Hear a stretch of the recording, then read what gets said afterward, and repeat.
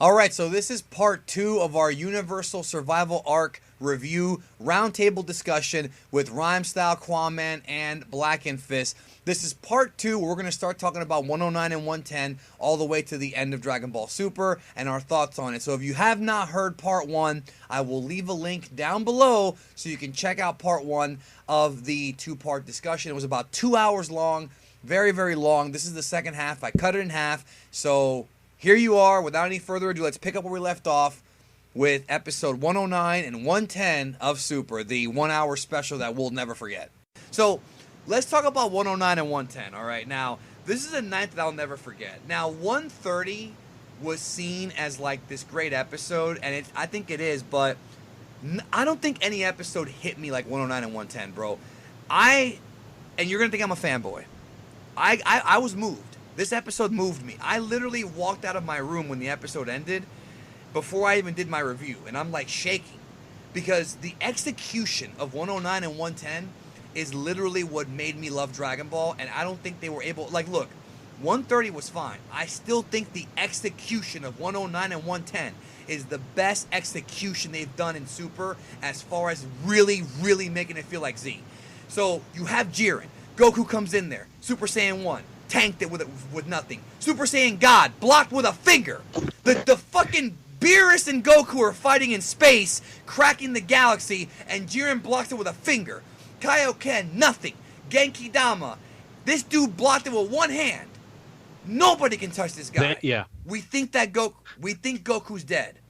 Then all of a sudden the big explosion. Even Grand Priest thought he was dead. He gets up, and for the first time we hear the freaking dun, dun, dun, dun, dun, like that. Remember, the first time you heard that, no, this is a great moment. The first time you heard it, and then freaking that shot, bro. This is the top quality execution in the history of the franchise. Remember the shot where it's inside of Goku? It was a first-person shot of Goku, and then his kick and he Jiren dashes at Jiren with the kick. Yeah, boom. Dun, dun, dun, dun, dun, dun, dun, dun, dun. And I'm just like, I'm literally, dude, I got goosebumps right now. No, I feel you, man. I was feeling very similar, if not the same way that you were. Dude, no, stop. He went for the kick. Jiren ducked it. Wait, he's still not quite there yet. And then Toppo and Dispo get involved, and Goku just throws him away. And then Jiren, bro, this episode put hair on my nuts. And then Jiren... Dude, and then Jiren does that thing where he puts his hand out like, no, I'll take care of him. And then they zoom in on Goku. He comes at Jiren. Then we have the Naoki Tate with the really fast movements. And you see Jiren's hands like flashing to block it. I was like, oh my God. This is what I want from Dragon Ball. Like, this is it. This is it. And then at the end, Goku jumps off the pillar and does the roar. Jiren blocks the punch, and he's like, yo, you Saiyans are interesting. Boom, knocks him away. And then Frieza teases. Oh, my God. I still think. Listen, 130 was cool. I still think 110's my favorite episode. Just the execution, all the great animators. The first time we heard all those great songs, the violin, That's one thing I want to talk about is that Sumitomo. I want to give a little. I just want to do a little detour on him because I think that his soundtrack. He brought it in this arc, bro. He brought it. The only criticism that I can really bring of the soundtrack of Super at this point, the only one thing on downside is that the fact that maybe the songs were used too frequently. But he needed more songs. He just all that was needed is just more variety. But other than that, I think the soundtrack really stepped up in this arc from the previous ones. It really did. So I'm gonna start with Quinn this time. 109 and 110, bro. Did you feel what I felt here? And also, let's not forget the freaking Beerus scene. He's coming, bro. What a freaking god damn, bro. Man, I love that. You know what? That's my favorite episode. I'm sorry, it's better than 130. Sorry. No, I was just gonna say, man. I felt a lot of what you felt, but I think like the thing that really made that transformation so great is the fact that like it was actually scaring like the gods. Like the gods actually felt threatened by that, and that's something. With the exception of like Zamasu and like the Future Trunks arc, we'd never really seen like the gods like afraid of like something that a mortal was actually doing throughout the series. And I feel like that was when like Dragon Ball Super like completely changed into like, wow, like these guys are really fighting on the level of gods. And I just think, and just to add to that real quick, don't forget all the sites crashed that night, bro. Was that the first time that happened? I think Dragon Ball Super first came on Crunchyroll. It crashed, remember? Yeah. That's right. But that night it was crashed for like 4 hours, dude. Yeah. Anyways, so other than like the whole power scaling and stuff, I feel like just the execution of how like all of the other characters, this is another thing too. So like how you see like all of the other characters in the Tournament of Power like kind of just stop fighting to like watch this. It's like they become a part of the audience. It's like they're becoming us. Like, holy crap, like what are these two guys doing? And I feel like one thing a lot of people don't give Dragon Ball Super credit for is I feel like having characters like Whis and Beerus and all the other Kais and stuff actually talking about the fights and giving their insight makes the fight a lot richer, because it helps us understand what's going on a lot better. And it's also giving us like their first person view of what they're actually seeing as characters. And I think that's great development for the show to actually give great narration. So in terms of narration, I feel like that was some of the best stuff. And Whis was awesome too.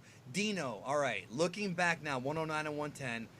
We marked out over 130 just a few weeks ago.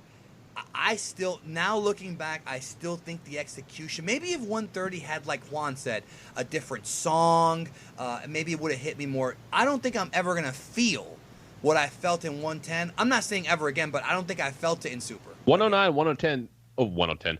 109 and 110 definitely tickle my ball sack, I got to say. Because, again, it's what you said. It's the hype fight that we were waiting for the longest. The execution was on point. It really begins to establish the threat of Jiren. Because, like, we see Goku in his brand new form. We see Jiren literally tank everything. And then Goku has a new form only to get defeated. That shows you, like, on top of that, he got drained of all his power, basically. He was out of stamina, out of ki, but he magically kept getting more ki and stamina throughout the fight. But we're not going to talk about that because plot armor. But it really establishes the threat of Jiren. On top of that, when they actually start fighting, it still wasn't enough. So I like how that was set up, and that really showed you like the true power of Jiren at that point, and also gave you a glimpse of what's to come as far as like the evolution of Goku throughout the tournament and where he was going at the end of the tournament. So it still stands up. 109, 110 definitely still amongst my favorite episodes from that arc. And then Hit came in, and then Jiren blocked him. Was like, what do you want? It was just back to back to back. See, I think after 109 is when the arc became really good. Because prior to that, it was up and down. It's like, oh, okay, where's the action? Where's the action? I just want to get into the good stuff. I just want to get into the main fights. Once we get to that point, it was like, okay, this is dope. Because, again, you got Hit versus Jiren. You got the Kefla stuff. You got, everything else. Like, it was just, from that point on, it was on and on and on and on a hype. Like, it was pure hype from that point on every single week. I still like, people have to understand what I was going through that night. And obviously, one of the beautiful things about Dragon Ball Super is that we are actually literally living through it. Like, we lived through it. With Z, it was different because all of us on the call right now kind of watched it differently. I had the fan subs. I had the Spanish version. I had the, the Ocean dub. A lot of you guys watched Toonami and saw both the Ocean and the Funimation, before you had seen it in Japanese. This is all of us together watching this for the first time together. And the night that happened, bro, I'll never forget, people were losing their minds. Like, I remember I was texting Seth the programmer, and I told him, I said, Jiren blocked a Super Saiyan God punch with one finger, and he could not believe it. He could, like, people don't understand. Think about that for a minute, bro.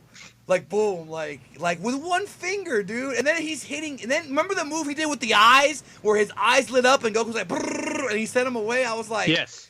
Oh like, my, the shot where Goku comes in and like the shot goes right into his eyes, and then you see all the fists coming toward Goku and and that animation, by the way, that animation was so well. It was done so well to convey like the movement of Ultra Instinct as well, because it was as if Goku was moving in a different fashion, which is what the transformation should be. So, yeah, like well, I'm just saying, like, that whole thing just.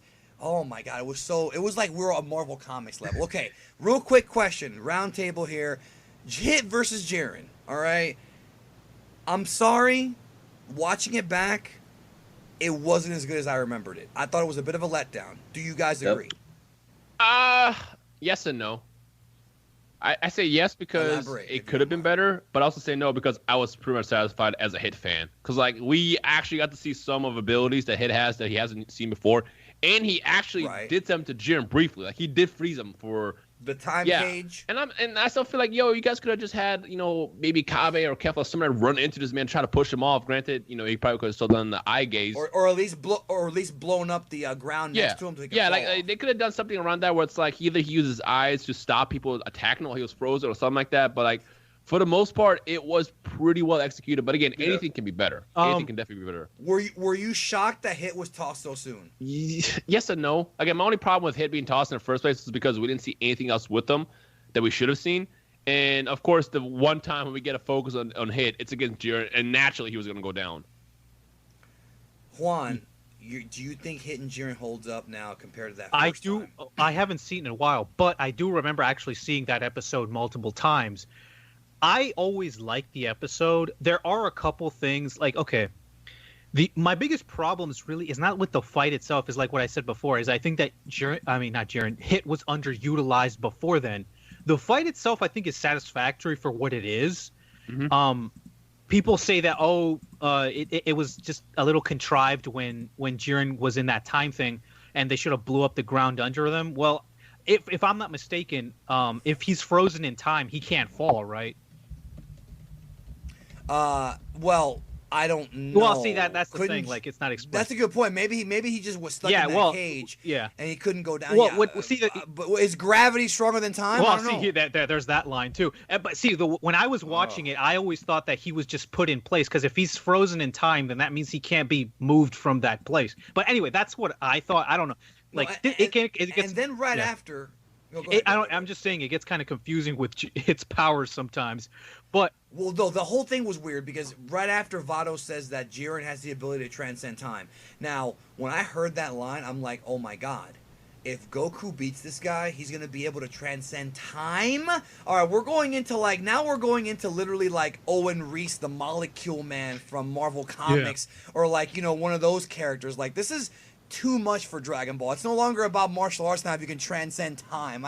That line still kind of bugs me, even though it's cool. It's just like, how do you explain that on I mean, screen, you kind of need that because like with how powerful the fighters have gotten, with Goku and Vegeta literally being gods, they have to add fighters that have like unique abilities. I mean, that's all the Super really has been so far. Like even going back into the Champa arc, you have Botamo who can literally just send pain away into another dimension. You got Hit who can skip time.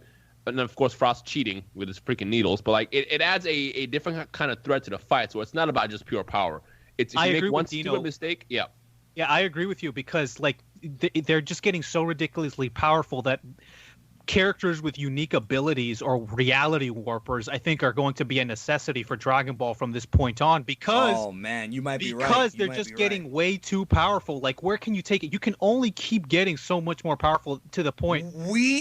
We didn't even cover Whis giving birth to Vegeta's daughter and freaking the fact that he can now bring people back to life. We'll talk about that at the end, but it's a lot. So, okay, after Jiren and Hit, the series refocused on the Saiyans. We had the great Kaba Vegeta stuff. We had then the battle between Goku, Kefla, and Kale. I loved, looking back, because I rewatched this, Goku versus Kefla and Kale and Ultra Instinct against Kefla. Lots of fun. I think they could have probably cut it down because that was a 4-episode like little mini kind of arc within the arc. They probably could have cut it down to like 2 or 3, honestly, but I still liked it for what it was. I mean, I liked seeing Goku team up with them. I thought it was a little weird that Goku, he was tired, he was recovering really, really fast, and I didn't like that too much. It didn't make much sense that he was recovering so fast. But also, we also got robbed of Vegeta and Toppo because we were going to see that fight there and we saw like bits and pieces of it, but we got robbed of it. We saw it later on. So looking back, your thoughts on the second Ultra Instinct against Kefla, like your whole thoughts on Kefla as a whole. Dude, it gave us the best Kamehameha in the series.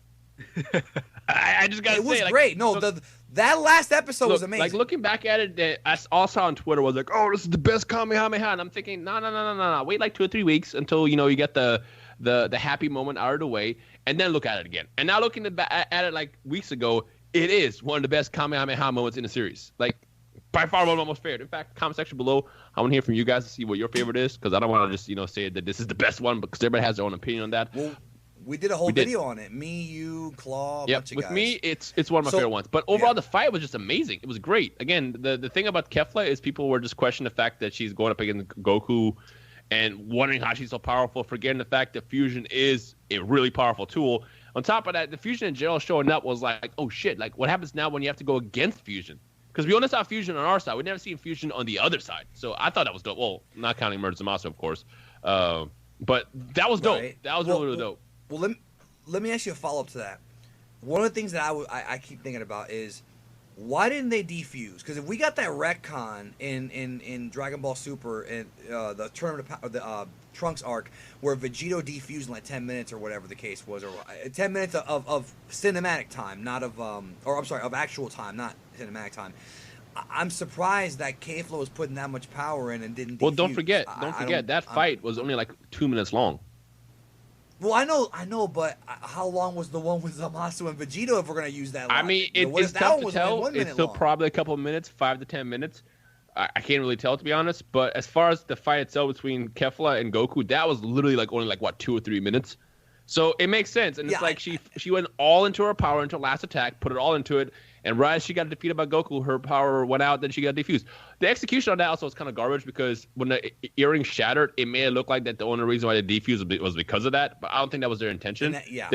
No, that wasn't. Yeah, because they already established in the previous arc that it's like you only have an hour if you're not a Kai, and if you put too much power into the situation, it's a lot less, which is basically what happened with Kefla.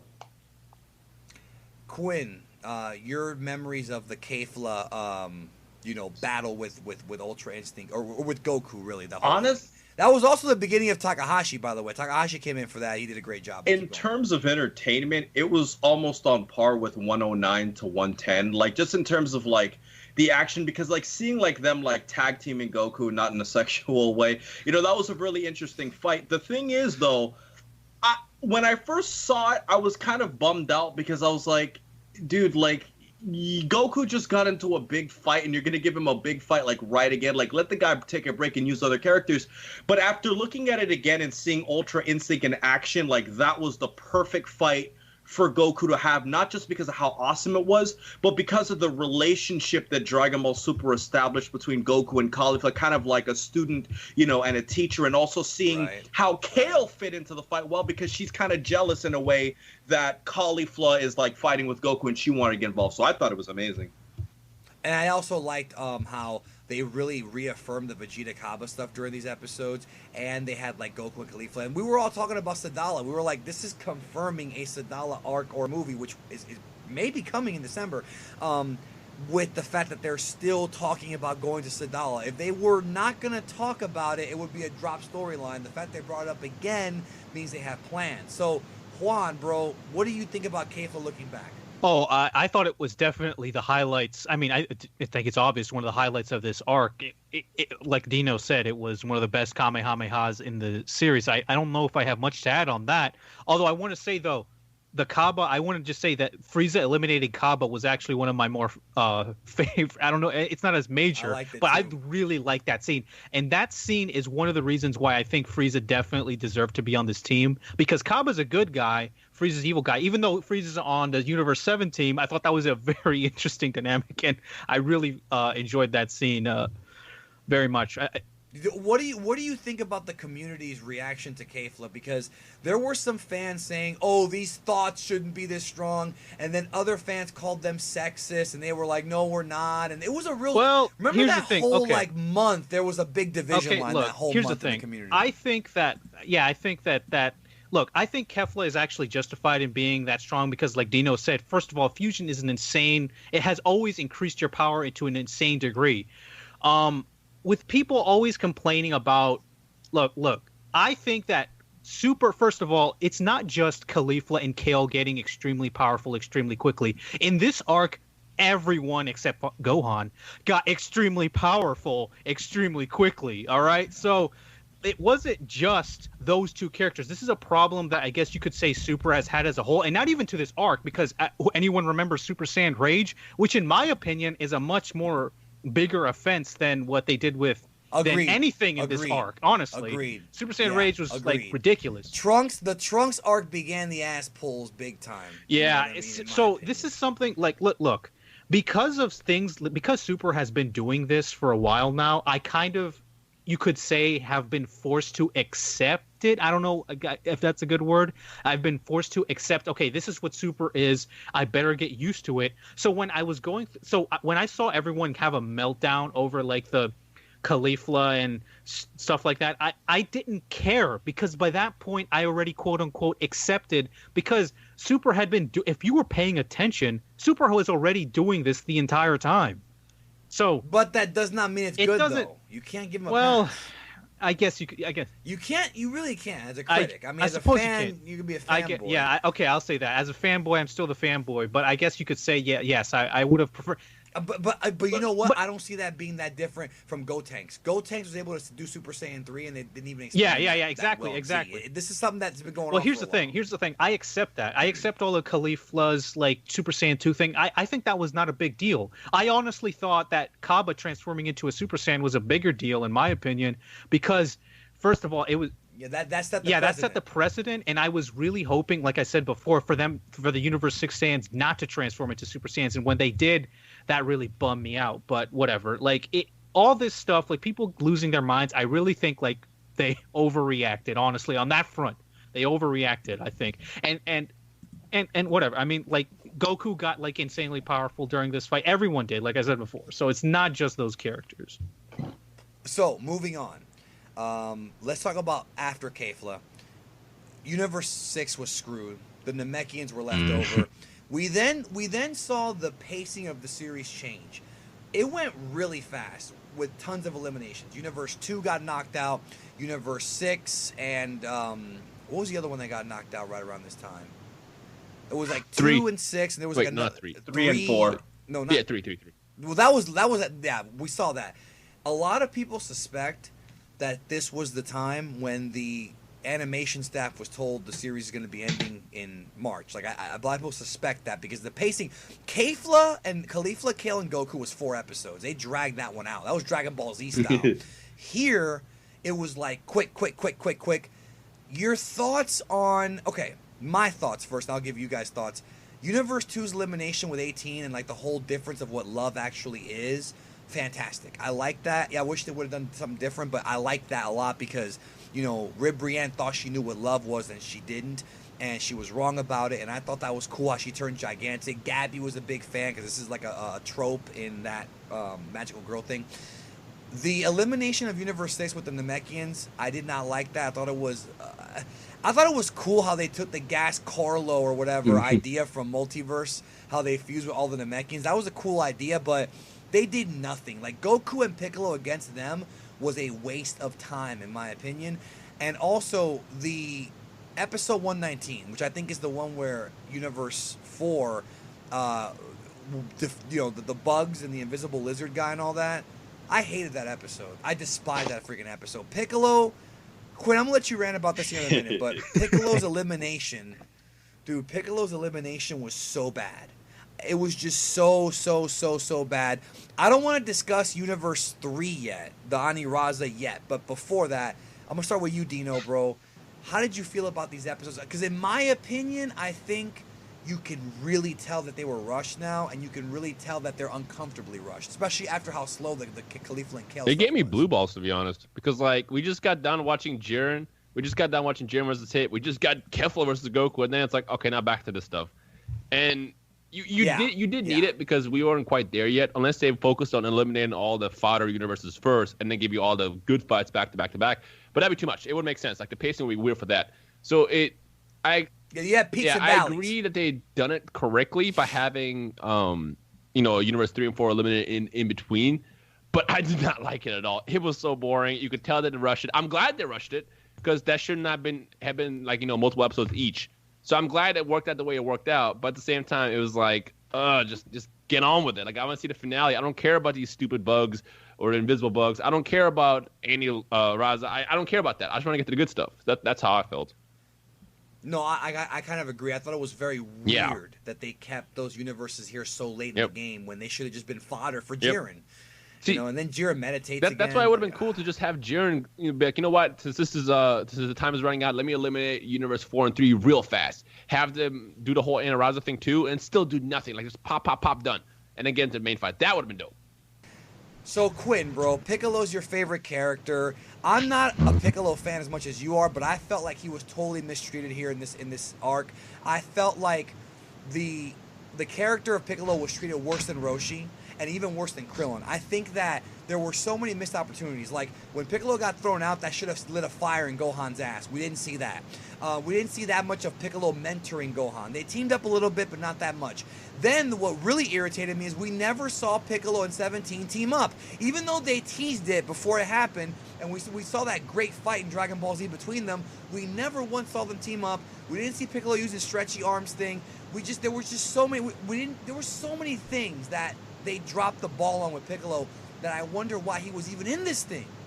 Right. And like there was that brief moment where we did see Piccolo do the stretchy arms thing against that random guy that they were fighting from Universe 10 but since nobody cares about him, it doesn't even matter.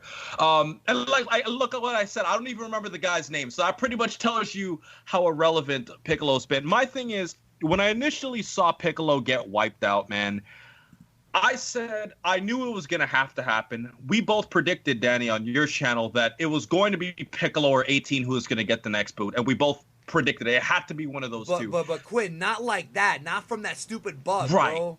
The bug, see, that's the thing. And I understand when Piccolo got eliminated by the bug, I knew that my audience was going to tease me about that. I immediately knew that it was going to come. But my thing is that they made Piccolo out to seem like this smart guy who like always like thinks through with his fights. And he was even very smart in that fight against the Bucks. Like, remember, he figured him out. But then he just gets like wiped out so blatantly. And it was like, you couldn't have painted with a paintbrush more obvious that you just needed to get rid of another character to create tension. And it's like, we don't know what we're going to do with Piccolo, so let's just get rid of him. And that's pretty much the vibe I got. And the tension they created was garbage, because if what would have happened was Piccolo gets thrown out by somebody and then Gohan rages, and then that leads to that person getting thrown out. At least we've got like a Dragon Ball Z callback here to like the Nappa stuff. But no, it was just like Goku and 17 with the stupid hammer. And what about how? I almost no, and what about like you're right, but what about how like we did that episode sucked, bro. The freaking Kefla Beerus beef. They had been building this up for a while, and it went nowhere. Like it was like he's gone. That's it. Yeah, I didn't like it. All right, Juan, what do you think about these episodes? Not just the bug and the lizard and all that, but also the Rib Brienne elimination, and also the other jabronis. Remember the yard drag guy, like not the yard drag. Well, there's also the what are they called? I already forgot the Rib Brienne. Those guys who picked up after Rib Brienne after their elimination. Yeah, that's what I'm talking about. Yeah, those guys. Like I didn't care about them. That was the thing. I didn't care about them. The elimination was dope. Go ahead, Dino. Elimination was dope. I'm gonna say that, but the part with them being like kind of a focus was stupid. Yeah, it was a waste of time.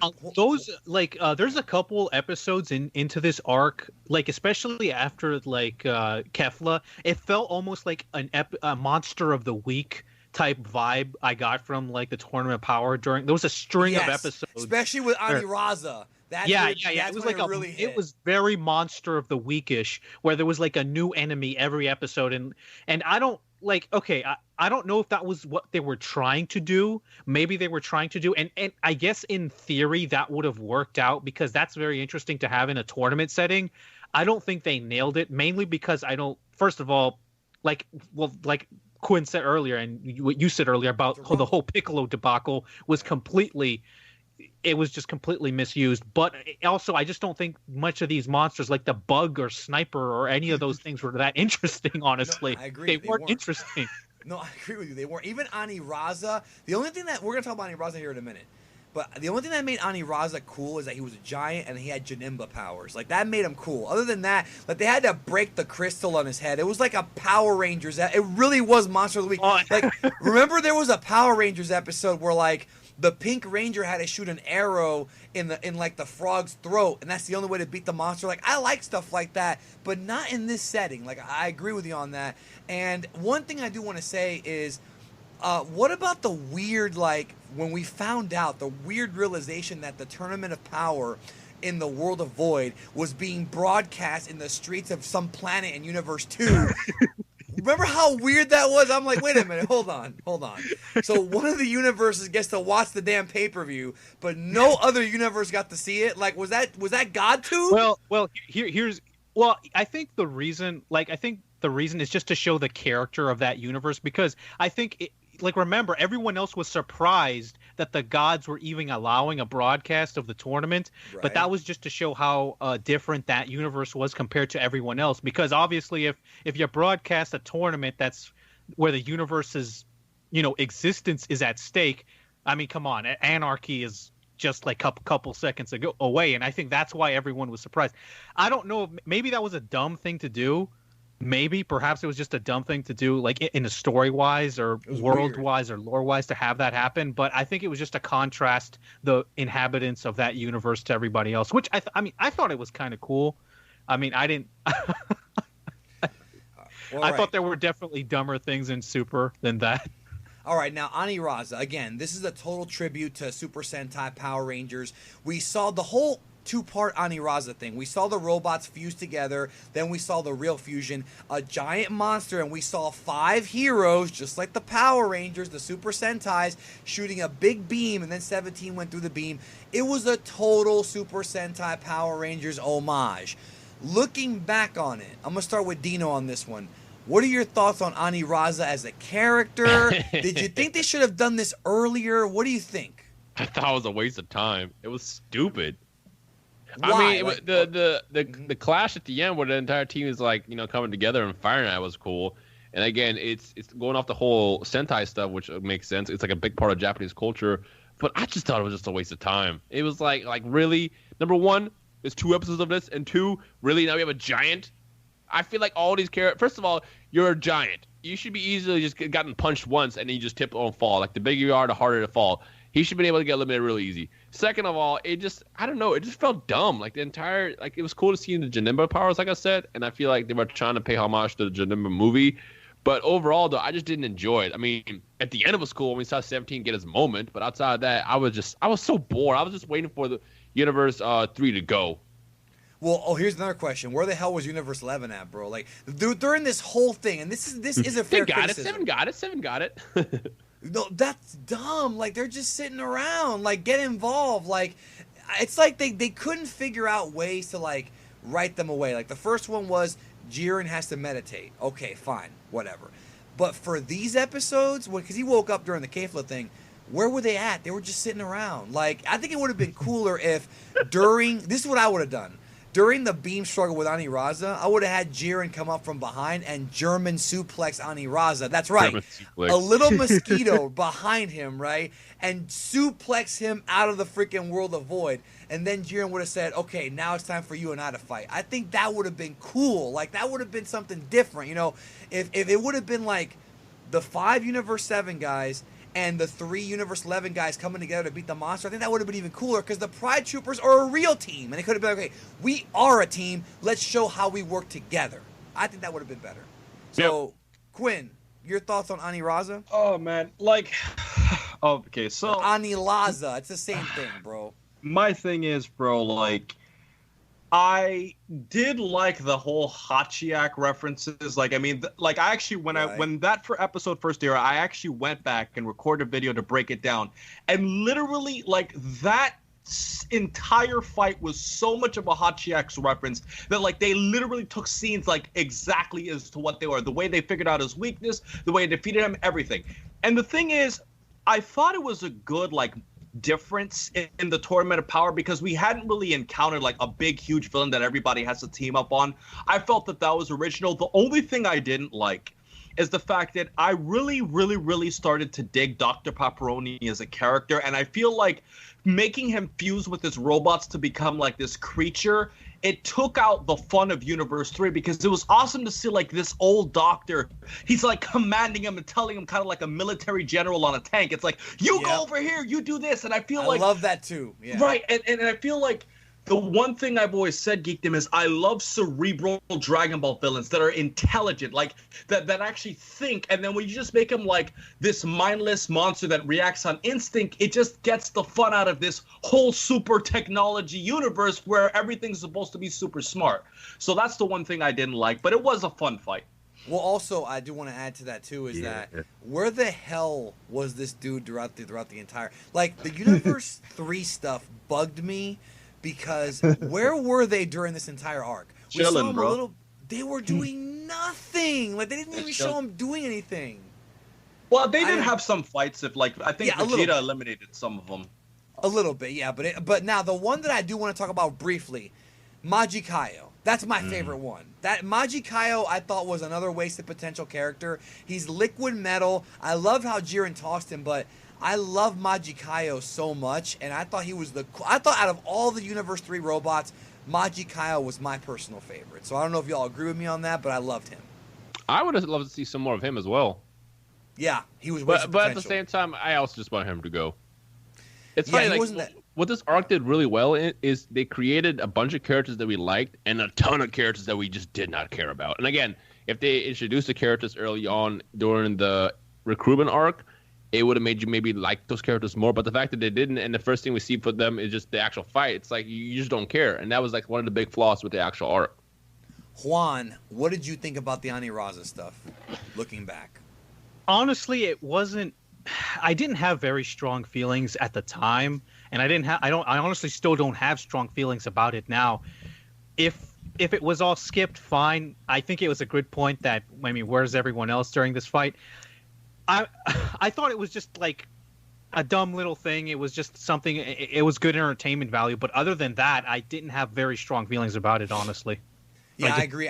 I think one of the issues with this arc is that I think they had a hard time, and I'm not going to fully blame them. They had a hard time finding things for characters to do. Like, if they would have made each of these episodes sort of like a double plot to where you have, like, Universe 7 versus Universe 6 and then Universe 2 versus Universe 11, you cut between the two, I think then it would have made more sense. But what we have here is we have episodes that focus on just one fight, and we're wondering why are these robots doing nothing? Why are the Pride Troopers doing nothing? And we only assume they're doing nothing because the series is not showing us what they are doing. Like, you know, it was just weird to me. It was just very, very poorly planned, I would say. But, what were you going to say? One thing I also want to say is the elimination of 18. I just wanted to bring that up a little bit because... Sure. I don't know. I always thought that was... I actually like that whole thing. I mean, I don't know. Maybe some people might disagree with me here, but I actually did like that because they really wanted to build up the 17-18 dynamic too, like that relationship too in this arc. I mean, along with the 18 Krillin thing. And I think in that moment, it was really 18 returning the favor because if you remember, 17 had helped her out in previous episodes before then. So I thought that 18 actually returning the favor, I thought that was a very nice callback a little bit and, to that. So I actually did enjoy that elimination. Even though some people might have been disappointed to see 18 gone, I thought that was I thought it was one of... I just didn't think that 17 and 18 lived up to what I was hoping for. Yeah. But, now, let's talk about the final kind of thing here, okay? And that is... Vegeta, because after this we did get some focus. It all became like Vegeta. We saw Gohan, Dispo, 17, Frieza, and then Vegeta, of course, and his battle with Toppo. The last kind of swing of this arc. The last, I don't know what you'd even call it. So, okay. I'm going to start with Dino here, bro. Your thoughts on Vegeta, Gohan's elimination, which to me is still a disappointment. I did not like what they did with it. What did you think about sort of, before we get to Goku and Jiren, just the secondary guys in the last portion of this arc? Dude, Gohan went out like a G, and I love that. I didn't like that. I really didn't. What did you expect with him? The thing about Gohan is we've been wanting Gohan to do cool shit like he did in the Cell arc for like the longest, but we're not going to get that ever. And yeah, it could have been better, but the fact that he, number one, teamed up with Frieza against a guy who's like super fast and like the strategy to use, that was dope to me. And yeah, he went down in the end, but like he went out like a G. Like if he was gonna go out, that was the best way to do it. As far as Vegeta, we finally get the fight that we wanted to see the entire arc, which is him and Toppo. I like the callback to the final explosion, but at the same time, I thought it was kind of stupid that he used all his power into that. But I guess he maybe felt like this was the only thing he could do in that situation. But basically, Vegeta's always been like the character that wants to overcome his own powers and his own limits and get stronger. And despite having literally a Hakai shit in front of him, which is what Toppo was, Vegeta surpassed that. And that to me was dope. I wish we could see more with that. And unfortunately, it led to his defeat later when he fought against Jiren because he had no power left. But he went out dope. It was a really well executed fight, both for Vegeta and Gohan. I'm gonna ask Quinn a little bit of a different question here. What do you think about the scaling? Like, to me, this still bugs me. I didn't like how Jiren was built up to be this unbeatable monster against Hit and freaking Goku. And then we have Goku and Vegeta teaming up. And it was cool seeing Vegeta surpassing Blue. That was fine. But I just didn't buy it. And I still don't buy it that you build up this guy who can transcend time and somehow Goku and Kaioken 20 and Vegeta are able to get hits on him. I thought it was weird to me.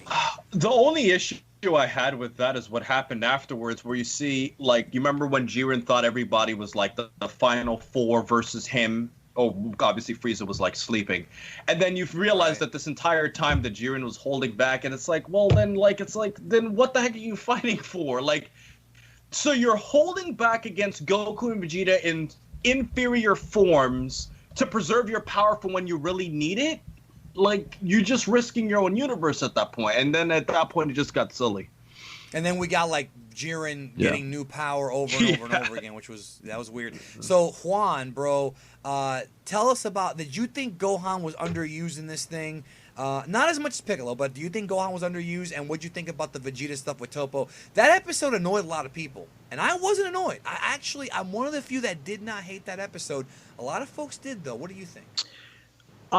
Although I would have definitely have wanted to see more Gohan in this arc, I think I was pretty satisfied with what Gohan did up to that point. His elimination is not something that now it's not something I hated, but I think that there was something lacking because there wasn't a character moment accompanied with it. Here's the thing. Here's what I wanted. I wanted Gohan to have something similar to what Vegeta got at least, to where what is Gohan fighting for? What does he stand for? I don't want like a power up or a rage boost, although maybe that would have been nice, but that's not exactly what I'm asking for. What I'm asking for is for Gohan to have some introspection, thinking about, Earth and his mom and his wife and kid and all that, and maybe giving him motivation to keep fighting and maybe, to serve as like this is like going to be the elimination of Gohan. That's something that I was thinking that was lacking in the Gohan elimination that I really wish it had. Which, oh well, I mean, it wasn't. I don't think it was as bad as like the Piccolo knockout, but it still had something lacking. I still think that there was a lot of stuff that was on the table that should have been there in the first place. There was a real missed opportunity to show what Gohan stood for and why he's fighting there, and for him to have a big character moment. Not exactly like a big power-up moment. That's not necessarily what I'm talking about, but just a character moment. I thought Vegeta had a character moment and a power-up moment when he unlocked that evolution blue. Because I love how he said, I don't care about Ultra Instinct. I'm gonna do it my own way. I thought that was tremendous development for Vegeta. I thought that was some of the best stuff because he no longer wanted to do what Goku did. He wanted to do his own path. And then in episode 131, he's like, I want Ultra Instinct. So he went back to it again. I didn't like that too much. Well, I hope that he doesn't. I really hope that they continue on with his own way, because I actually do like the fact that Vegeta going on his own path instead of chasing Goku and what he does. I really like that idea. I like the idea of Vegeta setting his own path. So that's actually something I did like about the new transformation that Vegeta got. As for Toppo and his elimination and Vegeta, here's the thing. I actually like I said before, I actually liked Toppo when he was introduced. When he finally gave up justice and all that, and he was a monster, bro. Yeah, I loved this because it goes beyond good and evil. Because it calls back to what the tournament is all about. It calls back to the survival. And I honestly, you will throw. I'm sorry, you will throw away your morals when it means surviving, dude. Bro. Think about that for a minute. I just gotta say real fast, just real quick. That needs to be a whole separate video highlighting the good and evil, because honestly, I never thought about that until it was brought up in this video. But it's a really good point. And, like, it shows you the good and evil side of everybody in the tournament. Even technically Goku, in a way, had, if you stretch it and reach for it, the good and evil aspect of it. Because, like, again, you know, he basically put up everyone's lives at stake for this tournament. Granted, at the same time, Zeno playing on racing everybody, it still kind of was a selfish intent to, like, hey, let's have this tournament. I don't care what happens to the other universes type of thing. It's dope. And that needs to be a whole separate video. Coming soon on Geekdom 101. I'll work on it later. Yeah. Now, yeah. Yeah, but Toppo, see, here's the thing. I just sympathized with that. Maybe perhaps it could have been developed a little bit more because, like you said earlier before, Danny, like a lot of these later episodes felt rushed. So maybe if it was just a little bit more developed, maybe that's the only criticism I can say. But just like if nothing exists, what good is justice? And I really sympathize that about Toppo when he was eliminated by Vegeta. Okay, here's the thing. One thing I didn't like about that is that Toppo was just used as a foil for Vegeta. And I didn't think, and honestly, I really did think that Toppo took a good stand. His stand in the previous episode where he turned into a god of destruction, that was a good stand. And I think that the show kind of cheapening that in the next episode with Vegeta, just using him as a mere foil for Vegeta, once again, just to knock someone down. I didn't like that. I didn't like that vibe I was getting from it. Maybe it was just because I liked Toppo and I actually sympathized with what he was going through, and I didn't think he was. Excuse me. And I didn't think he was. You know, the show was treating it treating that with the respect it deserved. Just that it was just treating it as a stepping stone for Vegeta, and that's the only thing that it rubbed me the wrong way. It's not something I hated, but it definitely rubbed me the wrong way. But maybe retconning the final explosion was a little weird. Yeah, but yes, it was a little weird. All right, let's talk about the final, like 129, 130, and 131. Now, I don't want to go into like a full breakdown of these episodes because they're too recent, and we've done reviews on them. We've talked about them, but I want to talk about the main question that I want to really put out there right now to all you guys. Goku versus Jiren, and then Goku and Frieza and 17 versus Jiren. Do you feel that these fights are worthy of a Dragon Ball climactic arc-ending final battle? Do you feel like this matches up, or at least is worthy of being compared to Piccolo versus Goku, Goku versus Vegeta, Goku versus Frieza, Gohan versus Cell? Is this on that level, Dino, man? 100%, man.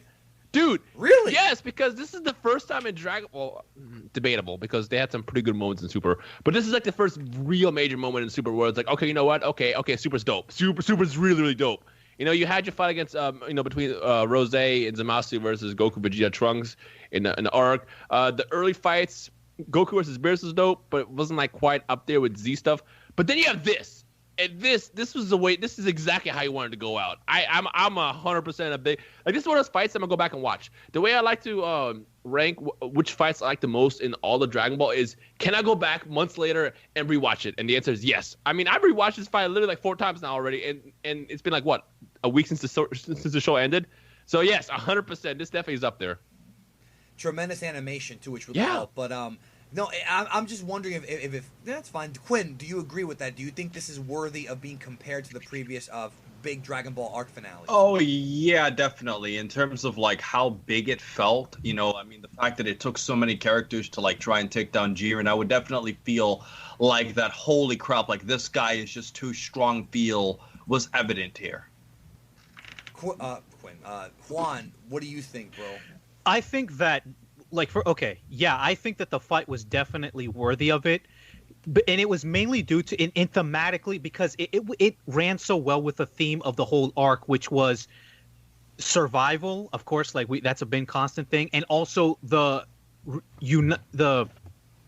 forces, good and evil forces joining together for mere preservation, which is obviously represented in Goku and Frieza. And there were so many homages to the Frieza saga, like Goku's hair going in and out of Super Saiyan. Yes. Little things, little Easter eggs. And I think that, and I think it was really like, that was the only way really for an arc like this to end, was for good and evil to work together in a way that doesn't compromise what they both believe in. Like, for instance, Frieza didn't compromise. He didn't become a good guy in order to team up with Goku. He did it because of his own selfish motives. He was still the same guy, but he did it because if he didn't, he was going to lose something the one thing he, cared about, which was his own existence. So yeah, that I think thematically did work. Of course, the animation and the action was also stellar, but thematically it also was in line with what the whole arc was about, which was survival, preservation, and like I said before, good and evil came together. Literally. They came together in order to be on maybe the one thing they can agree on, which is existence. So yeah. No, I feel you on that. So to wrap up this whole thing here, okay? Because there is a little bit more to talk about. I was curious if you guys thought that. Real quick lightning round question. Did you think Mastered Ultra Instinct being in only like one episode, did you want, I feel like if the series wasn't ending, Goku and Jiren could have been like 4 or 5 episodes. Did you think that Mastered Ultra Instinct being in just one was satisfactory? Real quick, just yes or no. No. Dino, yes, no? Yes. I say yes only because it did enough. If they did too many episodes, I feel like it could have gotten kind of redundant and I don't say it would have gotten boring, but I feel like the execution could have been kind of off. But because they squeezed it into one and they really delivered, I think it was great. On top of that, it still adds to the mystery of the form as well. I got one more question for you, but I'm going to go to Juan next. Yes or no? Absolutely, because I think that first, having a form stick around for a long time, you could kind of get, been there, done that. We've seen this form. Having it come, just show up and then just go away, it leaves you hungry for more. It leaves you like, what more could that Goku do in that form? It builds kind of we've got a movie coming up. It builds a mystique around the form that wouldn't exist if it was there for an extended period of time. So I definitely think that it was, especially, here's the thing. If the episode where Ultra Instinct Master, whatever, wasn't a good one, perhaps it would have been a bummer. But because it was executed probably to the best possible way it could have been, no, I'm satisfied completely. That was like, I don't know what more you could have gotten from that form than what 130 provided. So no, Quinn, you said no. I'll just say really briefly. I agree with what Juan is saying. It does add mystique if you have the form just come temporarily and disappear. But I think if you're thinking about this in the grand context of this was an arc to end Super, if Super wasn't coming back, if this was it. Hey, it hasn't been announced yet. I know. But if this was the end of Dragon Ball Super, no more Super coming after this, I think for the Goku's ultimate form ever, I think it wasn't worth it. I think it deserved more time. That's my thoughts. All right. So here's the thing. Tournament of Power had a lot of problems.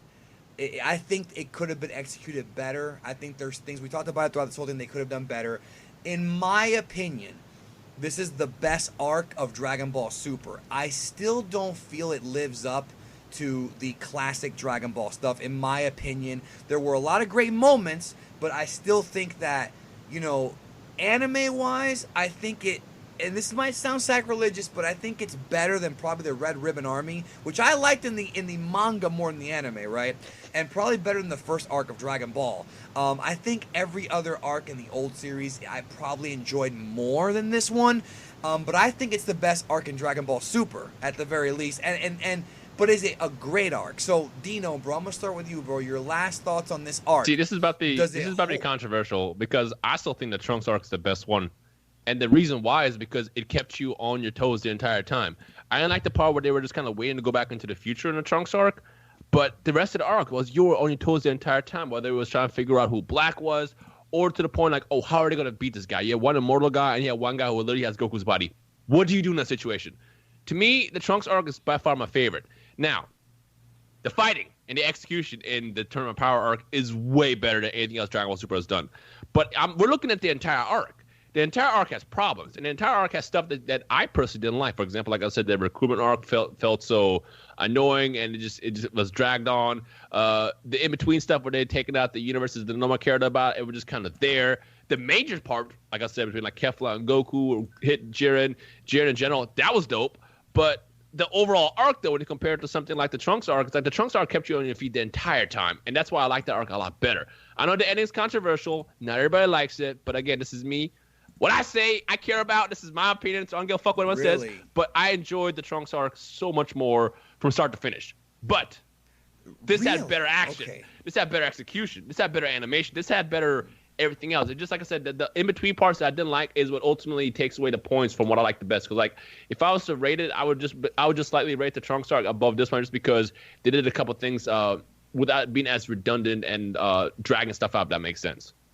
Do you think that this is on the level of any of the old Dragon Ball or Z arcs? See, that's a good question because, again, nostalgia is going to be the thing that's going to factor in the main vote, but it's up there. Which is weird because I feel like the Trunks arc isn't up there as far as Z stuff, but the Tournament Power is. But again, I'm just basing off of like the major moment, the actual plot of the tournament and the overall story of it. I'm basing that. It's up there with Z stuff. And like I said, the fighting was there, and usually the fighting is what makes the most sense as far as what people want to see in a fighting anime. But it's debatable. It's one of those debatable things. But I'd give it a Tournament Power. It's up there. It's definitely up there. Okay, well, thank you for that. Quinn, your thoughts on this arc? How does it compare to the classic Dragon Ball arcs? Is it the best arc in Super, in your opinion? That's really great you're saying that, man. I mean, you could make a whole video to answer that question. But I think, long story short, I feel like the Future Trunks arc was way better in terms of tension, and there's an obvious reason because it was actually a villain. And I think this arc is really up for preference. Do you like Dragon Ball where you just like try to test yourself against other characters, or do you like Dragon Ball where there's actually a villain that poses a threat to you? And honestly, I personally think Dragon Ball is at its best when it has a villain, but in terms of the writing and the characters, I would have to say the Tournament of Power probably was a more entertaining arc. I will say this, just to add to what you're saying. I feel like... Not to mention it's a lot longer, too, so we have... Right, way longer. When it came to comparing, like, Zamasu to Jiren, a lot of people said Jiren was a boring character. And I kind of agree until the final few episodes when they gave him some layers, they gave him some backstory, all that good stuff, right? I feel like he was kind of a boring character until then. And I found him at the end to actually be more interesting than Zamasu. Because I always thought that Zamasu went villainous a little too conveniently quick. It's like he fought Goku once and the tea went bad. I thought that was... They could have built that up more, in my opinion. But I do think that Jiren as the antagonist, at the end of the day, wound up being more interesting. And that story's still not resolved because... You know, he still survived until the very end. He lost, but he still survived and didn't actually get whooped other than by Mastered Ultra Instinct Goku. Juan, bro, how do you compare this arc to Super and then to other arcs of the Dragon Ball franchise? This arc, in my opinion, is undoubtedly the best arc of Super. Although I liked Goku, the Goku Black stuff, the Goku Black, in my opinion, had much bigger blunders than this arc. Like the blunders, like the biggest blunders of the Goku Black. The end.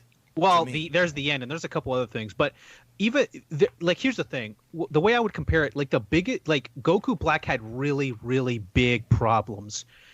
The Tournament of Power had like a lot, like more, but there were a lot smaller problems. And I think that the bigger problems, honestly, were because they were much more relevant to the whole arc, like as a story and everything. I think that's what really brings it down, in my opinion, and that's why I think the Tournament of Power is the better arc in my estimation. I think that when you compare it to, is it the best arc in Super? Huh? Yeah, when you compare it to other Dragon Ball like Z and Dragon Ball, I think it's toward the bottom. Like, I think it's better than the Uranai Baba stuff. It's probably better. I probably would enjoy it. It's kind of like head to head. Yeah, but Uranai Baba had that moment with Grandpa Gohan that was super freaking emotional. Yeah, but like, that beat anything. But the rest of it was kind of it wasn't that exciting. As for like, I just want to say, as for the ending of this arc kind of reminded me of the first arc of Dragon Ball. You know, it's a weird comparison, but at the first arc of Dragon Ball, it was all about collecting the Dragon Balls, and then at the very end, none of them got their wish. Like, they collected the Dragon Balls, and it seemed like they were right back at the beginning. Nothing had actually changed except for themselves. The Tournament of Power had a very similar vibe to it, where at the end of it, nothing had changed except for themselves, except for the characters. Now, I still think that the first arc of Dragon Ball is much better than this arc. I enjoy the first arc much better. Really? because I actually enjoyed this more than the first 2 arcs of Dragon Ball. Oh, well, here's the thing. Again, anime version. The manga, I love Red Ribbon manga more than anime because I think it drags. Oh, no, I love the first Emperor Pilaf stuff, dude. That's like one of my favorite arcs. I do too, but I think I enjoy this more. I love the Emperor Pilaf. Like just to say that the Emperor Pilaf stuff is probably like my favorite Dragon Ball things ever, and period. So, but in terms of how it's structured, it's almost like it's that Buddhist influence in Dragon Ball where it's the journey, not exactly something tangible that you gained. That's what happened in the beginning of Dragon Ball when they collected the Dragon Balls. Nothing happened, like nothing tangibly changed. It was just the inside that changed. And people that complained about the Wish, I think that's what they were going for. They were going for nothing tangibly had changed. It was more the characters that in their the way they thought about themselves had changed. I still think that there are some problems with the whole construction of the ending, but that I understand what they were trying to do. That's what they were trying to do. Yeah, it was rushed, but let me ask you a question to follow up on that. People were saying it was predictable that the universe would get Wish back. Do you think predictability is a bad thing? No. I think it's one of those things where it's just Dragon Ball always has that happy ending except for the Trunks arc. Well, here's the thing. Listen, I predicted when this arc started off that the universes were going to be all brought back. Now, just because it is predictable does not necessarily mean it's bad. I think that first of all, like, come on, like when you're at the beginning of Frieza, you know Frieza's going to get defeated. Just because you can predict that and see that doesn't mean it's a bad arc. It's the way you do it. Now, in terms of this arc, the way they did it, there's some problems there.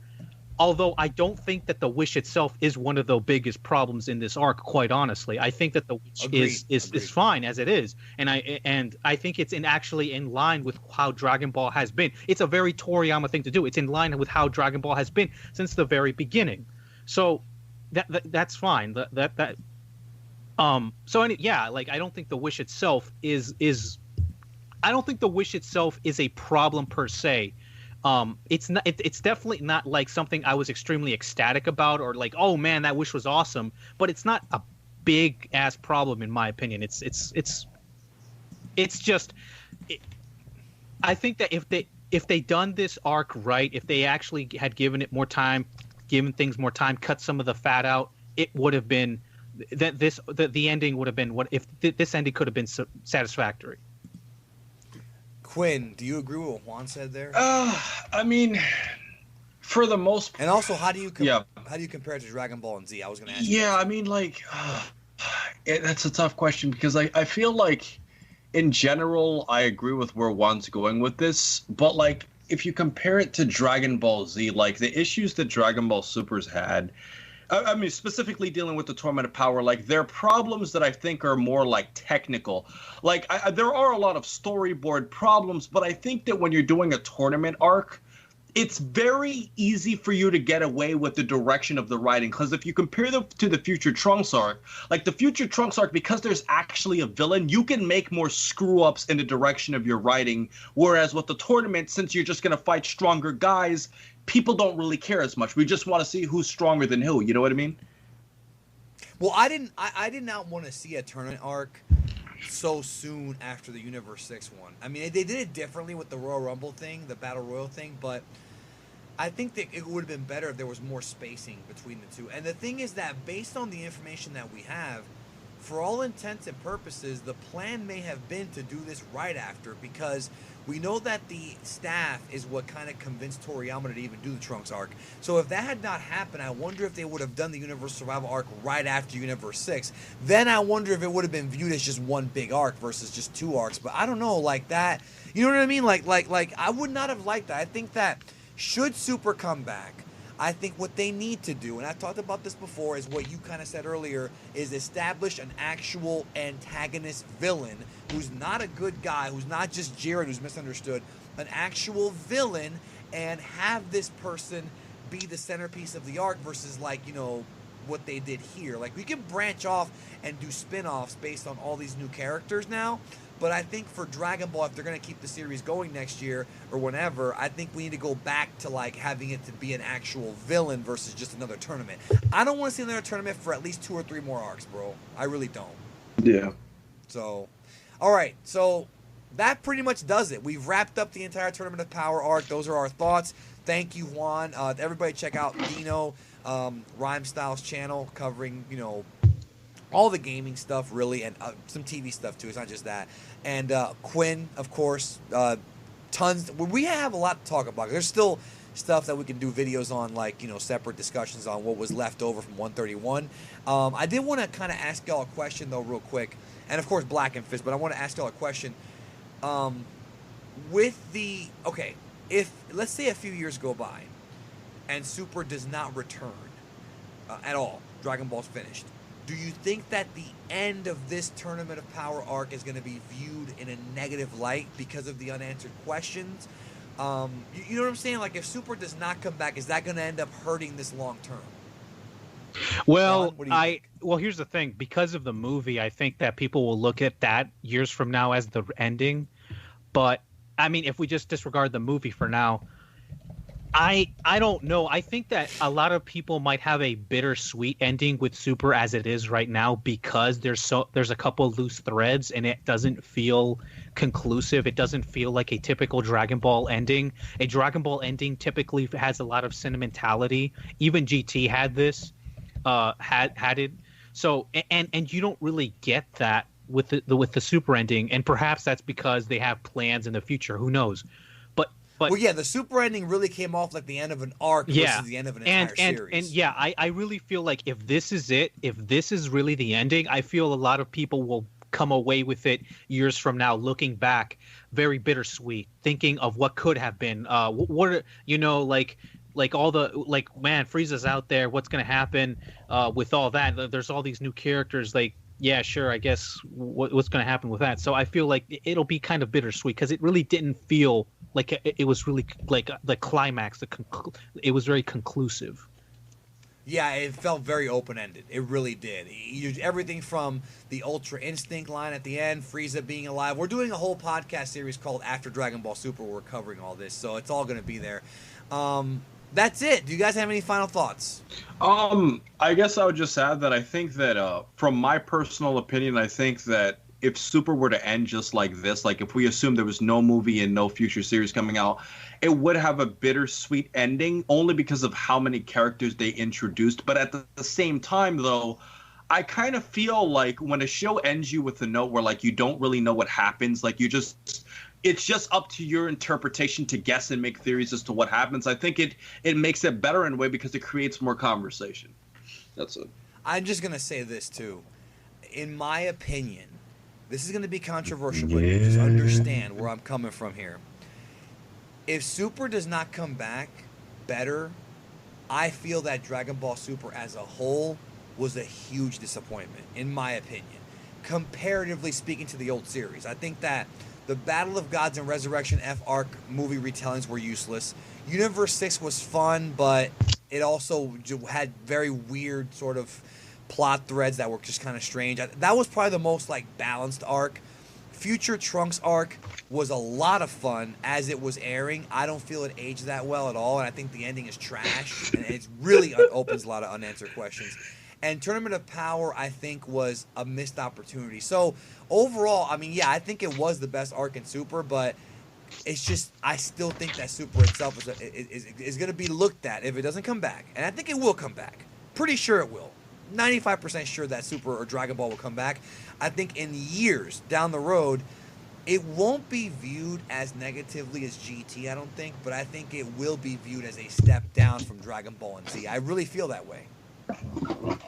You're probably correct. I definitely think so. Well, first of all, and remember, you and I talked about this once. Remember, we talked about how if Super comes back, that it can't just be about nostalgia. It has to be creating new things. And they've done that, but it still kind of went back to nostalgia a lot as well. What were you going to say? No, you're right. I was just going to say that I definitely think that Super's going to have a better reputation than GT, since I think even though GT wasn't the greatest thing, I think it's gotten unfairly bashed over the years. But yes, Yeah, I mean, at least Super, I don't think was as boring as Yes. GT. Oh, yes. That's the one thing we can say. Definitely. GT was more boring. Super at least was more fun, but it had a lot of problems that GT also had that fans have to understand. And maybe when in a few years when we look back on this, that's when we'll kind of realize, kind of how it is. Or maybe in a few months from now, people are going to say, you know what, that Super, it was fun. Because it's fun as we're watching it, but it just doesn't compare to Dragon Ball or Z.